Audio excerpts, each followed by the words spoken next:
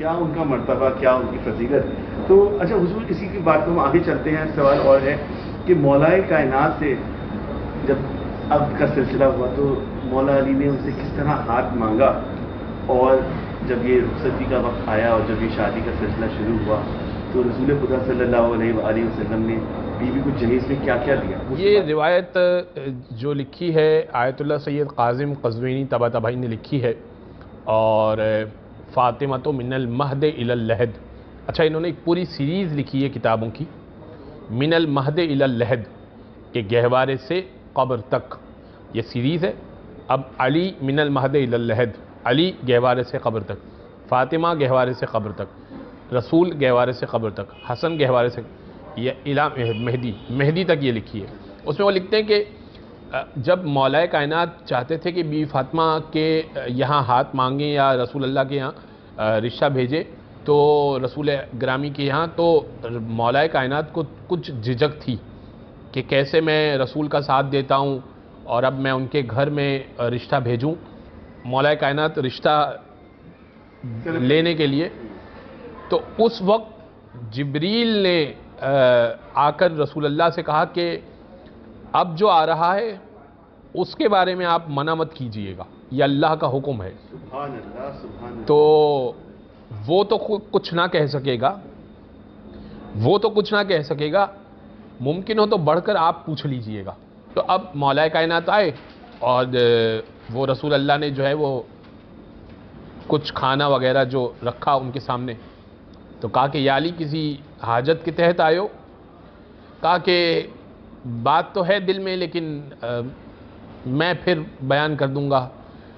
تو رسول تو جانتے تھے، معلوم ہو چکا تھا وحی کے ذریعے. تو خود رسول نے اس کا تذکرہ کیا کہ کیا تم یہ چاہتے ہو کہ میری بیٹی سے عقد ہو جائے؟ تو کہا کہ یا رسول اللہ میں اسی خواہش کے تحت آیا تھا آپ کے یہاں. کہ بس میں اپنی بیٹی سے پوچھ لیتا ہوں اور پھر اس کو ہم یقینی بناتے ہیں، اس کو طے کرتے ہیں. رسول حجرے میں گئے، بی فاطمہ سے سوال کیا کہ علی سے کیا آپ رشتہ کرنا چاہیں گی؟ فرمایا کہ جسے اللہ کا رسول پسند کر لے پھر میں کیوں کر منع کروں اسے، اور میری طرف سے بھی رضامندی ہے. بس یہ رشتہ ہو گیا. اب آپ نے دوسرا سوال کیا جہیز میں کیا دیا. جہیز کا کانسیپٹ ہمارے یہاں بالکل مختلف ہے، اور رسول نے بڑا مختلف کانسیپٹ دیا.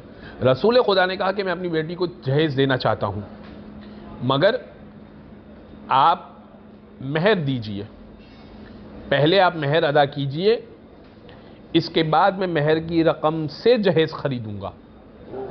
تو علی سے پوچھا، یہ اسی میٹنگ کا میں آپ کو داستان سنا رہا ہوں. کہا کہ یا علی میری بیٹی کو مہر دینے کے لیے تمہارے پاس کیا ہے؟ کہا یا رسول اللہ آپ جانتے ہیں کہ میں جو ہے وہ بہت ویل آف نہیں ہوں، میں بہت پیسے والا نہیں ہوں. اور یہ بھی یاد رکھیے کہ شخص کو جب دیکھا جائے بطور داماد تو اس کے کردار اور اس کی سیرت دیکھی جاتی ہے، اس کے مال اور اسباب نہیں دیکھے جاتے.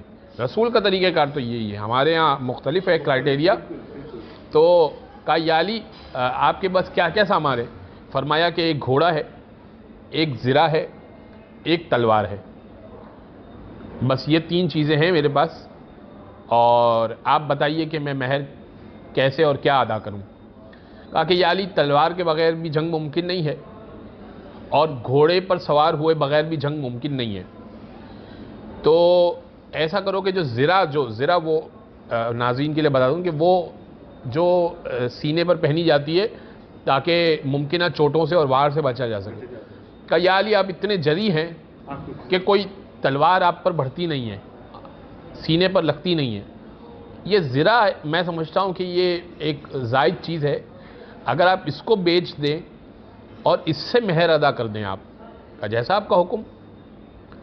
مولا کائنات نے اگلے دن وہ زرہ بیچی، اور روایت میں یہ ہے کہ 480 یا 500 درہم یعنی چاندی کے سکے وہ اس میں بکی. وہ آ کر رسول اللہ کو دیے کہ یا رسول اللہ یہ آپ کی بیٹی کا مہر. اب اس مہر کی رقم سے رسول اللہ نے جہیز تیار کیا. اب جہیز میں کیا تھا؟ ایک گدا، ایک کھانے کا تشت، ایک ہاتھ دھونے کے لیے طہارت کے لیے لوٹا جو اس زمانے میں یہی استعمال ہوتا تھا، ایک چکی، کچھ پانی پینے کے کوزے، پانی بھرنے کا برتن، مشکیزہ، بھائی یہ چیزیں ختم، تمام ہو گئی. ایک پردہ. یہ انتہا خوبصورت آپ نے روشنی ڈالی